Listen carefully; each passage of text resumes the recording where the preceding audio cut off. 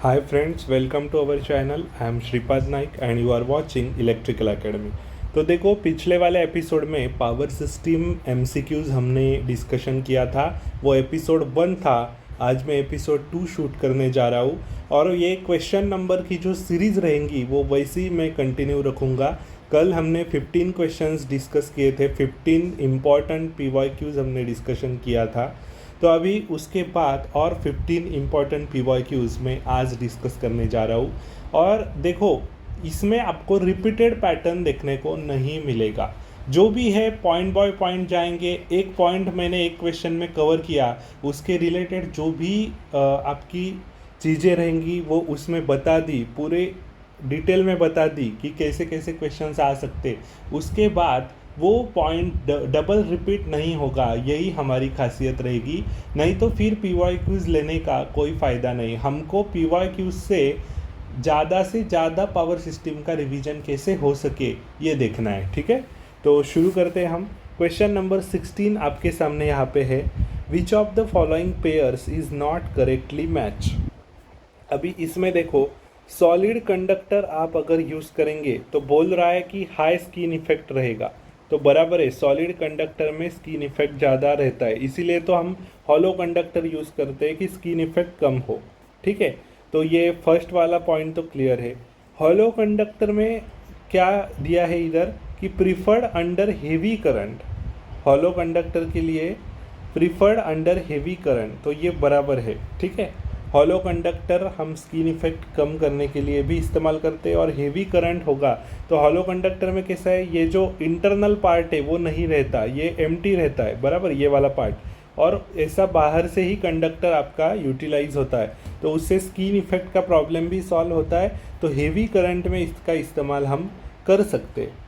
अभी bundle conductor C point देखो, bundle conductor use for voltage less then 275 केवी, ये सी जो पॉइंट है ना ये गलत है। क्योंकि देखो बंडल कंडक्टर हम कहाँ यूज़ करेंगे, सबसे ज़्यादा वोल्टेज जहाँ होगा वहाँ पे हम बंडल कंडक्टर का इस्तेमाल करेंगे। तो वोल्टेज ग्रेटर दैन आपका रहेगा, मतलब 400 केवी या फिर ईएचवी लाइंस के लिए हम बंडल कंडक्टर्स का इस्तेमाल करते। तो फॉर वोल्टेज लेस दैन 275 केवी इसमें बंडल कंडक्टर हम यूज़ नहीं करते। और बाद में है composite standard conductor use for voltage less than or equal to 220 KV. Yes, less than equal to 220 KV जब भी आपका रहेगा ट्रांसमिशन लाइन तो हम कंपोजिट स्टैंडर्ड कंडक्टर का इस्तेमाल करते हैं, ये बराबर है, ठीक है। कंपोजिट स्टैंडर्ड कंडक्टर इसका मतलब ACSR कंडक्टर का हम इस्तेमाल करते, तो ये पॉइंट भी बराबर है, ठीक है। तो ट्रांसमिशन लाइन लेस दैन 220 केवी ACSR कंडक्टर यूज़ करो, ठीक है। ग्रेटर दैन आपका 220 केवी या फिर मतलब 275 केवी भी हम बोल सकते, उसके लिए बंडल कंडक्टर का इस्तेमाल करो, ऐसा हमारा जनरल कंसिडरेशन है, ठीक है। वेरियस फैक्टर्स कंसिडर करते तो ये पेयर एग्जैक्टली मैच नहीं हो रही है। Option C will be the correct answer. Next question है, if AC corona losses in transmission line is 0.6 kilowatt, ठीक है। AC कोरोना लॉस जो है वो 0.6 किलोवाट आपको दिया गया है।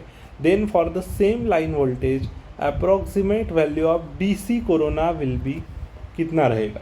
तो देखो कोरोना लॉस आपका DC में जीरो तो नहीं होता, लेकिन AC में जितना कोरोना लॉस होता है उससे कंपैरिजन में DC में कोरोना लॉस कम होता है, इतना ध्यान रखो। क्योंकि AC में फ्रीक्वेंसी अराउंड 50 to 60 हर्ट्ज रहती है, DC में फ्रीक्वेंसी जीरो रहती है।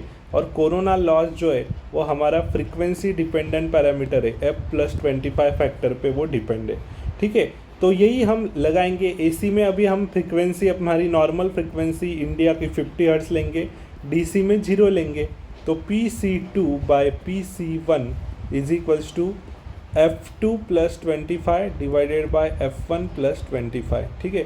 PC2 मतलब हमें निकालना है DC के लिए, ठीक है। तो इसका DC का फ्रीक्वेंसी जीरो रहेगा, 0+25 डिवाइडेड बाय PC1, ये AC के लिए है जो गिवन में है, ठीक है। तो PC1 आपको दिया है 0.6 किलोवाट और आपका फ्रीक्वेंसी उसका 50 हर्ट्ज लेंगे, 50+25।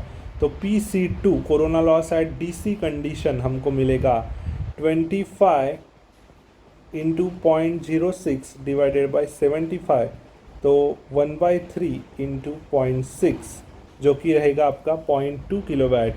तो देखो डीसी कोरोना लॉस आपका कम आया, ठीक है। वैसे ऑप्शन से भी आपको देखना आना चाहिए। देखो इधर क्या दिया है 0.6 किलोवाट एसी के लिए, तो उससे कम ही डीसी के लिए रहेगा, लेकिन 0.3 भी उससे कम होता है और 0.2 भी है, इसीलिए आपको सॉल्व करना पड़ा। अगर 0.3 किलोवाट ऑप्शन में नहीं होता तो डायरेक्ट उससे कम जो भी वैल्यू रहेगी वो आपका आंसर रहेगा 0.2 किलोवाट, ठीक है। तो ऐसे आपका दिमाग चला के ही आपको एग्ज़ाम में आगे बढ़ना है, क्योंकि टाइम बहुत कम होता है, ठीक है। आगे बढ़ते, the size of conductor in distribution network is mainly decided by.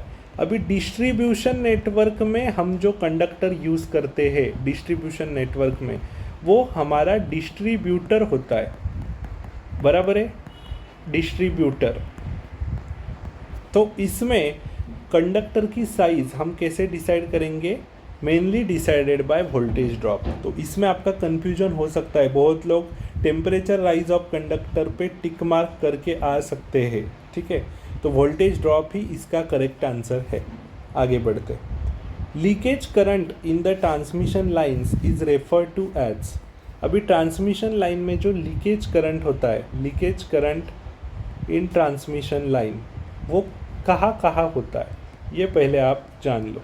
तो देखो आपका यहाँ पे सपोज टावर है, ठीक है, ये एक आपका टावर है और दूसरा टावर आपका इधर है, और इनमें आपका ये ऐसा ट्रांसमिशन लाइन गुजर रहा है, ठीक है, ये ट्रांसमिशन लाइन है। तो ये जो ट्रांसमिशन लाइन जहाँ से गुजर रहा है दो टावर के बीच में, इसमें कभी भी लीकेज नहीं होता, ठीक है। ट्रांसमिशन लाइन के बीच में, अंदर दो टावर्स के बीच में जो ट्रांसमिशन लाइन है ना, उसमें कभी भी करंट लीकेज नहीं होता। लीकेज कब होता है, ये जो टावर दिख रहा है ना आपका, ये टावर से आपका लीकेज करंट फ्लो होता है। टावर में, टावर के ऊपर इंसुलेटर्स लगे होते, वो इंसुलेटर्स से आपको लीकेज देखने को मिलता है। तो इन बिटवीन टू टावर्स कोई लीकेज नहीं रहता, इंसुलेटर और टावर के बीच में, मतलब वहाँ पे ही आपको लीकेज देखने को मिलेगा। यहाँ भी ऐसा ही होगा, ठीक है। तो ये जो है ना, ये इसका डाइलेक्ट्रिक लॉस उसको हम बोलते हैं, जो भी लीकेज आपका होता है डाइलेक्ट्रिक लॉस को कैटेगरी में वो आता है। तो ये जो है ना, इसको हम बोलते हैं कंडक्टेंस। तो leakage current in transmission lines is refer to as conductance. तो ये कंडक्टेंस वाला जो ऑप्शन है ना, वो करेक्ट आंसर है। आगे बढ़ते, विच circuit parameter is predominant in the overhead lines. Overhead lines में सबसे प्रीडोमिनेंट पैरामीटर कौनता है। तो ओवरहेड लाइन, अगर हम बात करें ओवरहेड लाइन की, तो डोमिनेंट पैरामीटर्स आपके लिए होता है इंडक्टेंस एल, इंडक्टेंस एल। और अगर अंडरग्राउंड केबल की मैं बात करूँ तो उसमें डोमिनेंट पैरामीटर आपका होता है कैपेसिटेंस, ठीक है। ये हमेशा नोट कर लो, क्योंकि ये इंपॉर्टेंट है, कौन सा भी एक आपको पूछा जा सकता है। तो इधर करेक्ट आंसर है inductance. For a given conductor value of GMR is. अभी value of GMR for a given conductor, first option दिया है लार्जर फॉर कैपेसिटेंस कैलकुलेशन। तो कैपेसिटेंस कैलकुलेशन में लार्जर रहेगा कि इंडक्टेंस के लिए लार्जर रहेगा कि दोनों के लिए सेम रहेगा कि नन ऑफ अबोव। तो देखो GMR आपका इंडक्टेंस के लिए जो रहता है ना, वो हम क्या करते हैं, R डैश लेते, कैपेसिटेंस के लिए R देते। तो R डैश आपका 0.7788 R है, ठीक है। तो आप इधर से ही हमको पता चल गया है कि R dash less than R है, बराबर। और ये आपका कैपेसिटेंस के लिए है, और ये रेडियस आपका इंडक्टेंस के लिए हम पिक्चर में लाते। तो कैपेसिटेंस के लिए ज़्यादा वैल्यू आपको GMR की देखने को मिलेगी। तो option A will be the correct answer, larger for capacitance calculation. Inductance of a power transmission line increases with, option है increase in the diameter of conductor, inductance को इंक्रीज करना है तो। Decrease in the line length, line length को कम करके हम कर सकते हैं क्या। Increase in spacing between the phase conductors, increase in load current carried by the conductor. तो देखो इंडक्टेंस का फॉर्मूला पर फेज पर किलोमीटर हमको पता है 0.2 ln d/r डैश। हमको कॉन्सेंट्रेट करना है यहाँ पे, ये GMD है और ये आपका GMR है, ठीक है। तो GMD आपका अगर बढ़ेगा, GMD मतलब क्या है, स्पेसिंग बिटवीन टू कंडक्टर्स, ये आपका अगर बढ़ेगा, स्पेसिंग बढ़ेगा कंडक्टर्स के बीच में, तो आपका L बढ़ेगा, ये एक पॉइंट है। GMR मतलब कंडक्टर का ओन रेडियस अगर कम रहेगा तो आपका इंडक्टेंस बढ़ेगा, यहाँ से ही हमें पता चल रहा है, बराबर। तो यहाँ पे आपका करेक्ट आंसर क्या रहेगा, तो ये रहेगा आपका increase in spacing between the phase conductors, ठीक है। तो inductance of power transmission line increase करना है हमें, inductance of power transmission line हमें इंक्रीज करना है, तो स्पेसिंग, दो फेज कंडक्टर के बीच का स्पेसिंग आपने अगर ये ऐसा बढ़ा दिया, ये स्पेसिंग, ये डिस्टेंस अगर आपने बढ़ा दिया तो आपका L बढ़ेगा और कैपेसिटेंस C आपका कम होगा, ठीक है। अभी हम आगे बढ़ते। For equilateral spacing of conductors of an untransposed three phase line we have, उसमें ऑप्शन दिया है balance receiving end voltages and communication interference, balance receiving end voltage, no communication interference, unbalance receiving end voltage, ऐसे 4 combinations create करके दिए। अभी आपका अनट्रांसपोज line है suppose, ठीक है, आपका लाइन ऐसे ट्रांसपोज होता है, आपको पता है, बराबर। तो ये इसको ट्रांसपोजिशन हम बोलते हैं कि आपका जो कंडक्टर है ना, वो एक सर्टन डिस्टेंस पे रोटेट किया जाता है, उसका RYB फेज रोटेट क्यों किया जाता है, कि उसमें आपका इंडक्टेंस जो है पर फेज, आपका इंडक्टेंस की वैल्यू इक्वल हो, फ्लक्स आपका इक्वल हो, मतलब वो कैंसलेशन करके आपका जो रिजल्टेंट फ्लक्स रहेगा वो 0 होगा, उससे आपका लाइन वोल्टेज ड्रॉप जो है, लाइन वोल्टेज ड्रॉप वो भी कम होगा, इफ़िशियंसी भी बढ़ेगी, ठीक है, रेडियो इंटरफेरेंस की जो प्रॉब्लम है वो भी सॉल्व हो जाएगी, उसके लिए हम ट्रांसपोजिशन करते। तो ट्रांसपोजिशन जब आपका अनबैलेंस रिसीविंग एंड वोल्टेज रहेगा, अनबैलेंस रिसीविंग एंड वोल्टेज, तभी हम करेंगे। अगर बैलेंस वोल्टेज है तो फिर ये ट्रांसपोजिशन करने की कोई भी ज़रूरत नहीं है। तो इधर क्या बोला गया, इक्विलैटरल स्पेसिंग बोला गया। स्पेसिंग आपका इक्विलैटरल जब होगा, तो इक्विलैटरल स्पेसिंग आपका होगा, और लाइन अगर अनट्रांसपोज रहेगी तो भी आपको बैलेंस रिसीविंग एंड वोल्टेज मिलेगा, ठीक है, बैलेंस रिसीविंग एंड वोल्टेज आपको मिलेगा, ठीक है, क्योंकि आपकी लाइन में इक्विलैटरल स्पेसिंग है और लाइन आपकी अनट्रांसपोज है, स्पेसिंग आपकी बराबर इक्वल है, ठीक है, लेकिन लाइन आपकी ऐसी ट्रांसपोज की हुई नहीं है, फिर भी आपको बैलेंस रिसीविंग एंड वोल्टेज मिल रहा है, क्योंकि इसमें से एक चीज़ है इक्विलैटरल स्पेसिंग ऑफ कंडक्टर्स, तो आपको ट्रांसपोजिशन करने की वैसे भी ज़रूरत नहीं है। और कम्युनिकेशन इंटरफेरेंस आएगा क्या, नहीं, नो कम्युनिकेशन इंटरफेरेंस, तो इधर बोला गया है कम्युनिकेशन इंटरफेरेंस, तो ये ऑप्शन नहीं आएगा, तो ये ऑप्शन आपका सही रहेगा, balance receiving end voltage and no communication interference. हाँ, इधर अगर बोला होता कि आपकी अनइक्विलैटरल स्पेसिंग है, अनइक्विलैटरल स्पेसिंग है और अनट्रांसपोज लाइन है, तो आपका आंसर क्या होता, तो आपका आंसर रहता तब कि unbalance receiving end voltages and communication interference, ये आंसर तब आपका बन जाता। तो अच्छे से आपको क्वेश्चन पढ़ना है, पहले क्या दिया है उसके हिसाब से ही आंसर करना है। आगे देखो, for overhead transmission line the galloping और dancing vibrations are dash dash frequency and dash dash amplitude vibrations of conductor.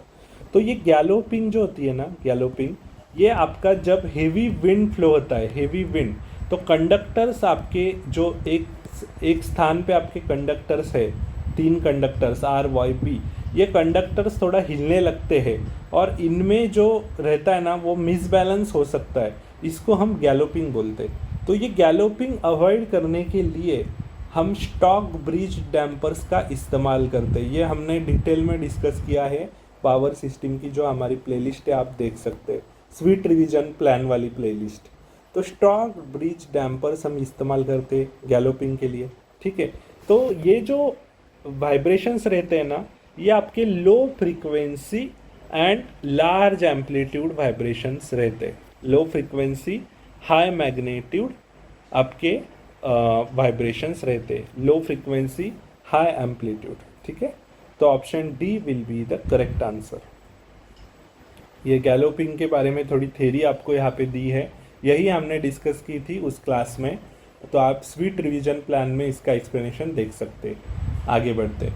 When the spacing between the conductors in an overhead line is increase, दो conductor के बीच में spacing आप बढ़ा रहे हो, अभी हमने डिस्कस किया, तो उससे क्या होगा, आपका जो लाइन इंडक्टेंस है, लाइन इंडक्टेंस वो आपका कम होगा लेकिन कैपेसिटेंस आपका बढ़ेगा। तो फर्स्ट ऑप्शन ही आपका करेक्ट है इसमें, ठीक है। आगे बढ़ते हैं। A short transmission line is having negligible resistance and reactance of 10 ohm, reactance आपको दिया है 10 ओम, ठीक है। At receiving end an over excited synchronous motor आपकी कनेक्ट की गई है।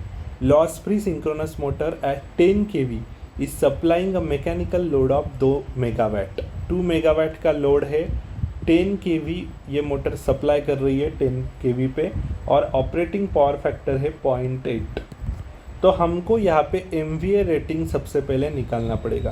तो MVA रेटिंग क्या रहेगा आपका, MVA रेटिंग रहेगा आपका 10, ये कितना है, 2 मेगावाट है ना, 2 मेगावाट, तो मेगावाट पाए आपका पावर फैक्टर करना पड़ेगा, तो MVA आएगा। तो 2/0.8, ठीक है, तो ये आएगा आपका 20/8, 2.5 MVA, ठीक है। 2.5 MVA रेटिंग आ गया। और कॉम्पेंसेशन कितना लगेगा रिसीविंग एंड पे, कि हमको जीरो वोल्टेज रेगुलेशन लाना है। तो compensation, reactive power compensation, reactive power का फॉर्मूला आपको पता होना चाहिए। तो ये क्या रहेगा आपका रिएक्टिव पावर का फॉर्मूला, कि आपका VI sin फाई रहेगा, ठीक है। तो VI मतलब ये MVA रेटिंग ही हम इधर डाल सकते हैं 2.5, और cos फाई आपको दिया है 0.8। तो cos फाई जब 0.8 रहता है तो sin फाई आपका 1 minus cos square phi, 1 minus 0.8 square करेंगे तो 0.6 आएगा। तो आप वैसे ध्यान भी रखेंगे कि 0.8 आपका cos फाई जब रहता है ना, तो sin फाई 0.6 रहेगा, इतना तो आप ध्यान कर ही सकते। तो 2.5 इंटू 0.6, तो ये आपका आंसर आएगा लगभग 1.5 MVAR। अभी इसमें दो ऑप्शन है, shunt reactor compensation of 1.5 MVAR की shunt capacitor compensation of 1.5 MVAR। तो आपका मोटर जो है वो सिंक्रोनस मोटर है, वो ऑलरेडी शंट कैपेसिटर है, बराबर है कि नहीं, मतलब कैपेसिटिव इफेक्ट पे वो काम कर रहा है। तो आपको शंट रिएक्टर कॉम्पेंसेशन लगेगा, जीरो वोल्टेज रेगुलेशन लाना है। तो आपको क्या करता है, लीडिंग और लैगिंग दोनों इक्वल रहनी चाहिए आपकी रिएक्टिव पावर। तो शंट रिएक्टर कॉम्पेंसेशन आपको लगेगा, क्योंकि ऑलरेडी लीडिंग पावर फैक्टर पे वो चल रही थी, ठीक है। आगे बढ़ते। Corona loss can be reduce by the use of hollow conductors because, option दिया है करंट डेंसिटी आपकी कम हो रही है इसीलिए, कि eddy current in the conductor eliminate हो रहा है इसीलिए, कि for a given cross section radius of conductor is increase, ये आपका करेक्ट रहेगा, क्योंकि रेडियस आपका इफेक्टिव रेडियस जो है ना वो बढ़ रहा है, क्योंकि ये अंदर वाला पार्ट गायब हो जाता है हॉलो कंडक्टर में, इतना पार्ट, तो इफेक्टिव रेडियस आपका बढ़ता है, और इफेक्टिव रेडियस बढ़ने से आपका डिस्ट्रप्टिव वोल्टेज बढ़ता है, तो कोरोना लॉस आपका कम होता है, ठीक है। तो कोरोना लॉस हमको रिड्यूस करना है तो हॉलो कंडक्टर में, तो option C will be the correct answer, ठीक है। आगे का क्वेश्चन है, balance 3 phase delta connected load supplied by balance 3 phase 400 volt supply, phase current दिया है 10 एम्पियर, ठीक है, वोल्टेज दिया है 400 वोल्ट, 3 फेज सिस्टम है, ठीक है, 3 फेज सिस्टम है, करंट दिया है आपका phase current 10 ampere I phase, ठीक है, और आपकी डेल्टा कनेक्टेड आपका लोड है, पावर फैक्टर दिया है आपको 0.8 लैगिंग, ठीक है। तो total reactive power absorb by the load आपको बतानी है। तो सबसे पहले क्यू पर फेज में इधर यहाँ पे ये करता हूँ। तो क्यू पर फेज आपका क्या आएगा, 3 VPH IPH साइन फाई, ठीक है, ये आ सकता है, या फिर लाइन में लाना है तो √3 VLIL साइन फाई आएगा। तो हम पहला वाला यूज़ करते, क्यू पर फेज हमको निकालना है, ठीक है, लाइन में नहीं निकालना। तो ये आएगा 3 इंटू फेज वोल्टेज आपका क्या रहेगा, डेल्टा में phase voltage equal to line voltage, तो 400, पर फेज करंट दिया है 10, ठीक है, तो 3 VPH IPH, पर फेज करंट दिया है ना 10 ampere, okay, 10 ampere phase current हमको दिया है, और आपका पावर फैक्टर जो है वो कितना दिया है? तो साइन पावर फैक्टर 0.8 दिया है, तो साइन फाई आपका 0.6 हो जाएगा। तो सॉल्व करो, 12,000 इंटू 0.6, तो आपका 7.2 kVAR will be the correct answer, 7.2 kVAR। ठीक है, तो option A will be the correct answer. ठीक है, आगे बढ़ते। In overhead transmission lines generally use are. Overhead transmission line में जनरली कौन यूज़ करता है? कॉपर कंडक्टर, एल्यूमिनियम की ACSR, तो ACSR कंडक्टर्स हम इस्तेमाल करते हैं। इधर बंडल कंडक्टर दिया होता तो वोल्टेज लेवल के हिसाब से आपको देखना पड़ता कि क्या मेंशन किया है। तो जनरल क्वेश्चन पूछा है कि ओवर ए ट्रांसमिशन लाइन में क्या यूज़ करते, और ऑप्शन में ACSR और बंडल में से ACSR कंडक्टर दिया है, तो ACSR conductor will be the correct answer. Last question, for a transmission line the constant ABCD are related as. देखो, ट्रांसमिशन लाइन में आपका नेटवर्क सिमेट्रिकल भी होता है, सिमेट्रिकल नेटवर्क होता है, मतलब A = D रहता है, और नेटवर्क रेसिप्रोकल भी होता है ट्रांसमिशन लाइन में, मतलब AD - BC = 1 रहता है। तो यहाँ पे ऑप्शन में आपको दिया है AD - BC = 1, तो option A will be the correct answer. तो देखो, ये प्रीवियस ईयर क्वेश्चंस हम डिस्कस कर रहे हैं, ये वेरियस बुक्स में से मैं डिस्कस करता हूँ। किसी ने पूछा था कि आप कौन से बुक्स इस्तेमाल करते हो, तो देखो ऐसा कोई मेरा मतलब ये नहीं है कि कौन सा बुक यूज़ करना है, वैसा मेरे पास 3-4 MCQ बुक्स है, उसमें से इम्पॉर्टेंट जो भी क्वेश्चंस प्रीवियस ईयर पूछे गए हैं, यूथ पब्लिकेशन का हो सकता है। अभी यूथ पब्लिकेशन में थोड़ा मिस्टेक्स भी है, लेकिन जो इम्पोर्टेंट क्वेश्चंस है उनका करेक्ट आंसर जो भी है मैं पिकअप करके ही आपको बताऊंगा। ठीक है, तो उसका आप टेंशन मत ले, और जैसी सीरीज़ आपकी चल रही है वैसे आपकी रिवीजन जारी रहेगी, क्योंकि ये PYQ सीरीज़ है, इससे आपका पावर सिस्टम पूरा रिवाइज हो जाएगा। आपको अगर सीरीज़ अच्छी लग रही है तो आप कमेंट करो, तो मुझे मोटिवेशन मिलेगा। ठीक है, और मैं आगे के जो सीरीज़ का आगे के एपिसोड्स डालते रहूँगा। नहीं तो फिर मुझे भी मतलब टाइम निकालने के ये सब बनाने की कोई ज़रूरत नहीं है, लेकिन आपके लिए टाइम निकाल के पूरा पावर सिस्टम का मेरा टारगेट है कि इम्पॉर्टेंट PYQs हम डिस्कस मतलब करने हैं, हमको पूरा पावर सिस्टम ऐसे ख़त्म करना है। तो आप अगर साथ देंगे तो ही ये पॉसिबल है, क्योंकि अगर ऑडियंस उतनी रहेंगी तो ही वीडियो बनाने में मज़ा आएगा, नहीं तो कोई इसमें मुझे इंटरेस्ट नहीं है। ठीक है, तो आपके फ्रेंड्स के साथ भी शेयर करो अच्छे से, आपको इन्फॉर्मेशन डिटेल में एक क्वेश्चन में इतना बड़ा डिस्कशन करके हम सॉल्व कर रहे हैं, तो अच्छे से आपको ये मतलब अगर आपने किया तो आपका पावर सिस्टम पूरा मतलब आप अच्छे स्कोर्स ला सकते हो AE-JEE एग्ज़ाम्स में, आपके लिए ही है। ठीक है, तो उम्मीद है कि आप अपने दोस्तों के साथ भी ये शेयर्स करेंगे, तो मुझे भी काफ़ी हेल्प होगी और मोटिवेशन मिलेगा। तो मिलते हैं अगले वाले एपिसोड में, तब तक के लिए goodbye and thank you so much.